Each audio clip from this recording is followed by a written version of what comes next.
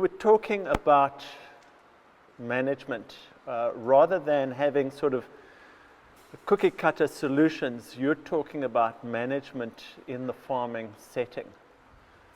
And that you're really looking more, you're not coming to a farmer and saying you've got to do these 5 different things. You know, and I liked your approach of sort of looking down the highway. You've got a much wider view rather than looking at the white line and making those little adjustments. Yeah, what's your long-term goal? And I think in agriculture, I mean, yes.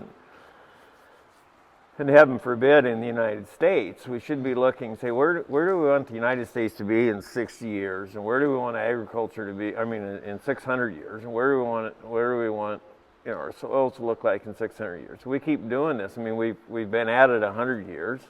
Right. A lot of South Dakota 100 years. There's places in the United States more, but I mean, a lot of this area right in here was homesteaded 100, 115 years ago. Right. And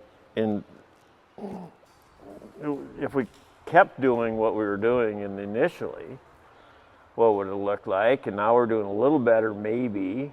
Okay.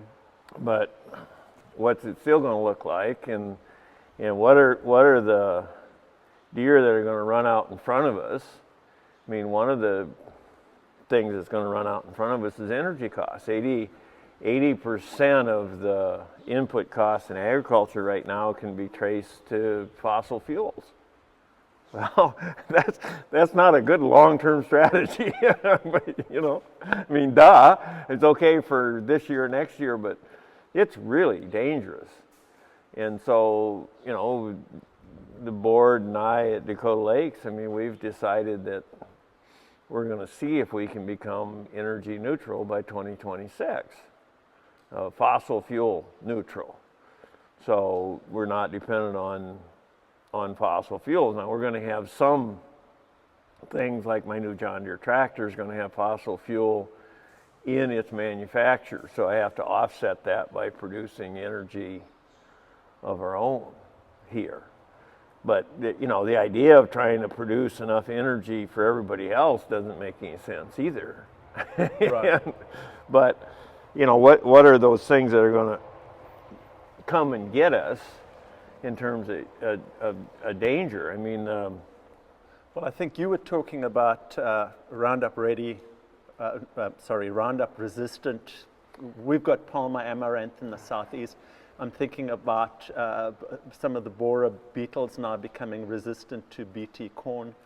So those are also, Mother Nature's beginning to find niches as well. Well, but you know, the thing is with biotech, and again, I mean, there's technology. I mean, I don't care if it's biotech or regular tech or insecticide. We've always had resistance developed to insecticides. I mean, DDT and whatever, you get the resistance to that. Yeah. You know, and what Mother Nature says when we throw technology at her, she just says, "Oh, you damn amateurs! is that all you got?" You know, like, you know, it's kind of like the old movies. You know, the guy comes up and just whaps this big guy, and he looks down and goes, "Yeah, okay." And that's kind of what's happening. You know, we're trying to do all this stuff instead of saying, "Okay, she's got all these systems out there, and how does she handle this?" Because if you look at natural systems that are truly natural systems, they don't wobble. You know, they kind of, you know, they do a little bit of this, but they don't do this. Okay. And so they sway rather than wobble. Yeah, they've got resilience is a word that I always like to use. Yeah. And I've written an article that in this Howard Buffett Foundation sponsored series that's been going on in Farm Journal. You know, I wrote one on resilience, how important it was, and that's maybe the term we should use instead of soil health. Is maybe soil resilience is more descriptive. So how well it is able to be buffered against shocks. Yeah, I mean, and so that, you know, when we look at what we're trying to do, it's okay. I mean, but you use that as part of a bigger scheme. I'll use weeds as an example. Herbicides do not control weeds. They're part of weed control. And one of my biggest pet peeves is when we hire a weed specialist at the university and he becomes an herbicide specialist. People call up and he gives them a chemical that kills that weed. Well, okay, but that's part of a whole system. I mean, what kills weeds is competition is the number one thing. Sanitation, not letting the weeds get established. And then rotation is part of that. So we just say competition, sanitation, and rotation. Herbicides are part of sanitation, keeping weed seeds from forming somehow. Okay, and they're part of competition. What I look for an herbicide to do is, if I have to use it, is to keep that weed down until I can get it covered up. So I have narrow rows and fertilizer placement, and all these things we do as part of our system are part of weed control. It's not the herbicide. The herbicide by itself doesn't have a chance. If you depend on that herbicide alone, and you put, and this is the real key factor, you put the same herbicide on the same weed at the same time every year, like duh, it's going to develop resistance. And that's the most natural thing in the world for it to do that. But that's what we're doing is, and from an ecology standpoint, a species is most, it's hardest to kill once it's established. Yep. But what we're doing with weeds is we let the damn things get up like this, then we come in and spray them post-emerge. Yep. And then we wonder why they develop resistance. And the big thing, like we do a thing on crop rotations where we talk about not being predictable in sequence or interval in terms of how the rotation goes. I got a whole thing on crop rotation. The corn rootworm, the thing we're doing the BT for, right, should never be a problem. It's only a problem in corn on corn. Okay. So you get rid of corn on corn, it's not a problem. Well, okay, so people start doing corn, soybean, corn, soybean, corn, soybean, corn, soybean, corn, soybean. Now they're consistent in sequence and interval both, right? Right. Corn always follows soybeans and it's always a year. So in the Western Corn Belt, we get extended diapause corn rootworm beetle where the eggs don't hatch for 2 years. Well, that's so the most natural thing in the world. Right. Mother Nature always had a certain percentage of the eggs that didn't hatch. She's not that stupid. Her weed seeds don't all germinate the same year either. She's not that stupid. It's too easy to kill them. So she's going to have this diversity in diapause of the corn rootworm beetle. So what we've done is in the Western Corn Belt, we selected for extended diapause corn rootworm beetle because we did every other year corn. In the Eastern Corn Belt, they have the soybean variant where the gravid female flew to the soybean field and laid her eggs, and she became the predominant species. It's the one that didn't get killed, and it's the one that got to have babies. That's the way Mother Nature works. Right. And so it had the opportunity. So if I did all my corn into wheat stubble every year, I would develop a corn rootworm beetle that laid her eggs in wheat stubble. I mean, so you just got to be smarter. I mean, the real key, this is hard, it's a big leap, is to be smarter than a weed and an insect. Okay. But this is for humans. This is a stretch. Okay, to think, and the advantage they have is they go through lots of cycles, so they can respond faster than we can. The advantage we have is we see long periods of time, so we can see these patterns. So one of the reasons we do a stacked rotation, for instance, where we do 2 corns, and we were talking about that yesterday. Yes. Well, and we can use the long residual herbicide the first year, use the short residual herbicide the second year.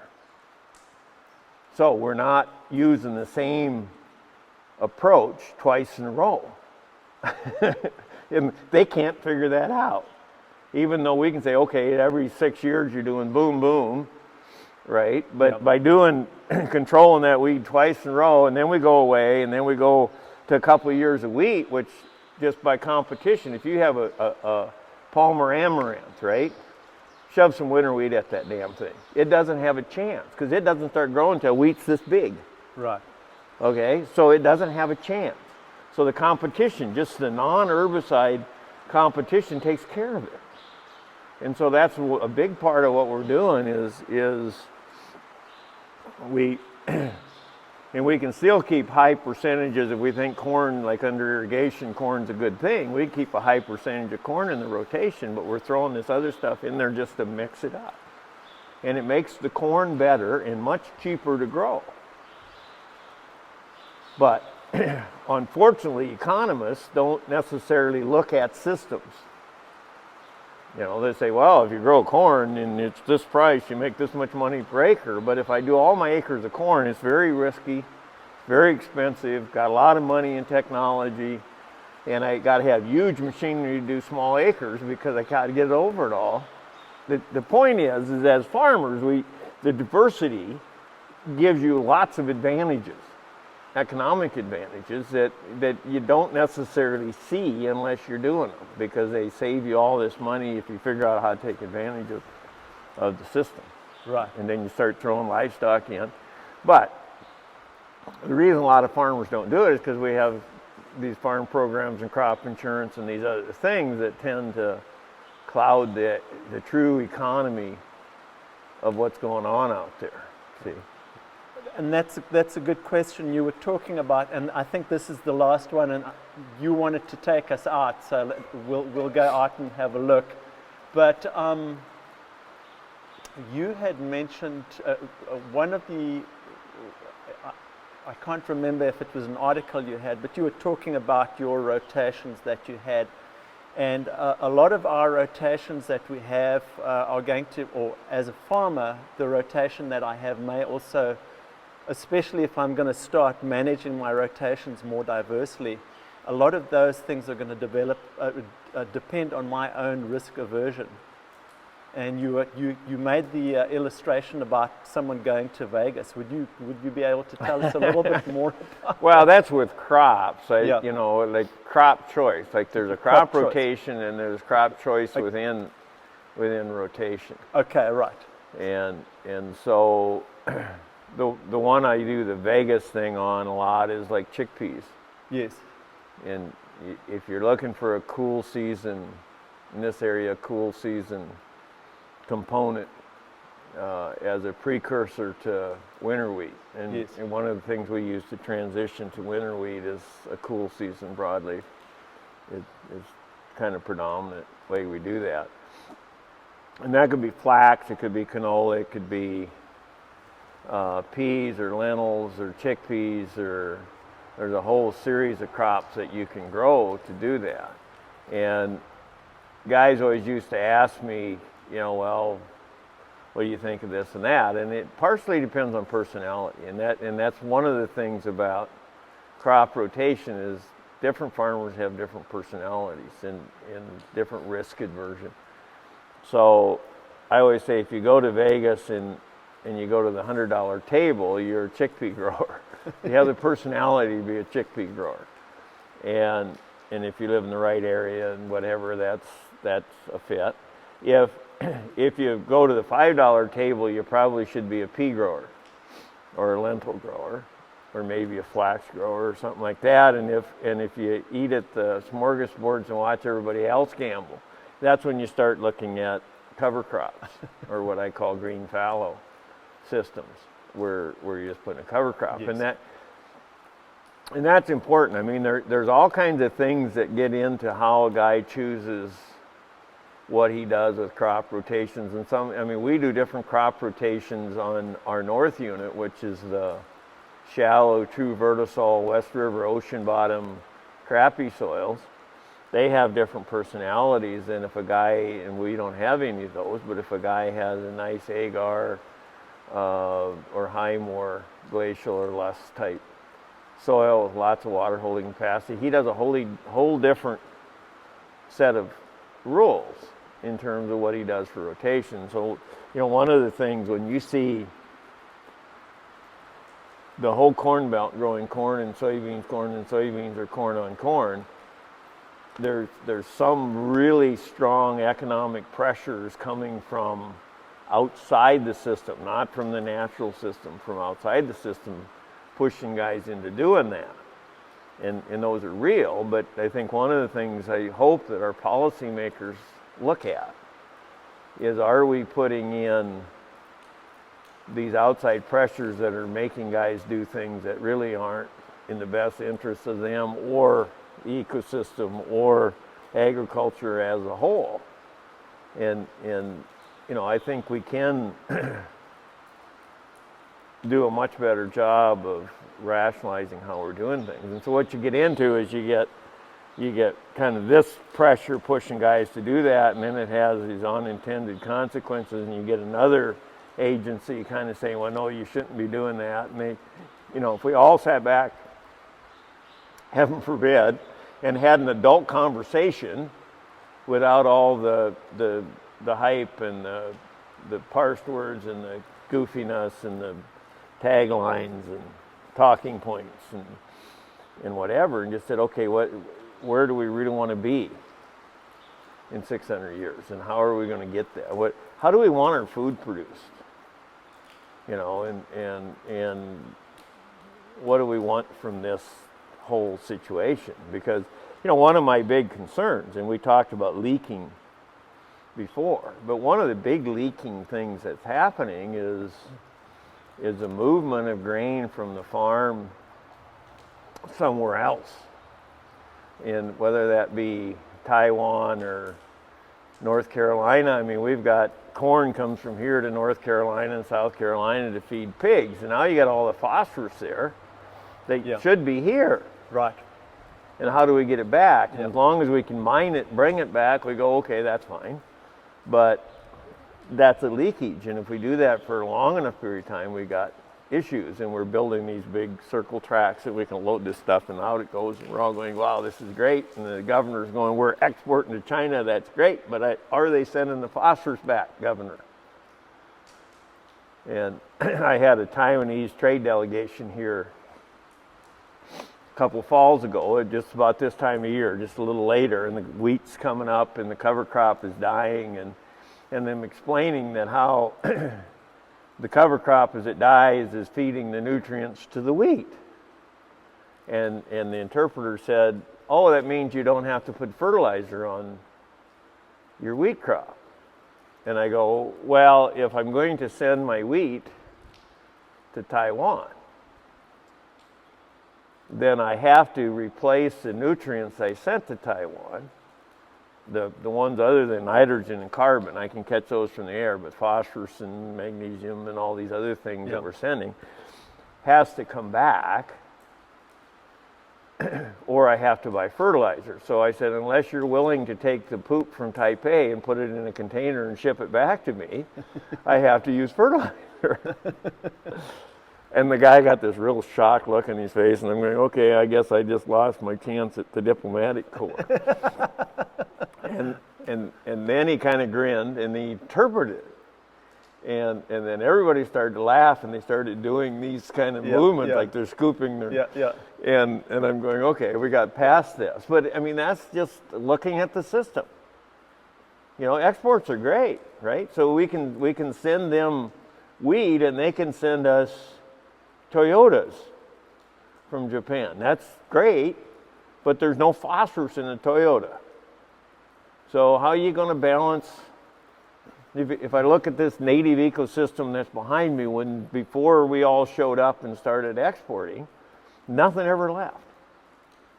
The bison come through and they ate the grass and they pooped and they died and the wolf ate them and they pooped and not much left, and there's a little bit of it left in the river, and the sturgeon brought it back. Or in the West Coast it left and the salmon brought it back from the ocean, and the bear ate the salmon. And so the system became in equilibrium. And then if you're a chemist, what we've done is we've shifted, take Le Chatelier's principle, we come out and start doing all this stuff, and we shipping the nutrients out. And that's not going to be a permanent solution. It's going to degrade, and we're going to become a desert. If you have a leaky system that continues to leak, it becomes a desert. Basic Ecology 101. Yeah, and I guess Basic Ecology 101 always has to have a much longer time frame than next year. So I like that idea of the 600-year plan. Well, somebody has to say, okay, we're going to look at where are we heading? Yeah. You know, I mean, where are we heading? Yeah. And do we really want to go there? I used to take road trips with my girls. We'd just every so often we'd say, okay, we're going to take a road trip, and we'd drive until we hit a stop sign, and then we flipped a coin and we went right or left. And sometimes you didn't get where you really could do much, but a lot of times it was really interesting. It was just kind of a way to spend the day, you know, when they were really bored. Yeah. Well, that sounds like fun. Well, I'm getting really cold, Dwayne, but it's been really fascinating talking to you. You've given me a lot of editing work to do. Because my mind goes. But I really... A little bit like Robin Williams. There we go. Jonathan Winters, you just go... But I really appreciate your perspective on farming and farming management, and this idea that really of a long-term view of farming. And I thank you for your time. You wanted to show us some things. I'm going to go show you some things, yeah. But you'll have to supply us with raincoats, and we'll go from there. Okay. All right, thank you. You bet. Appreciate it.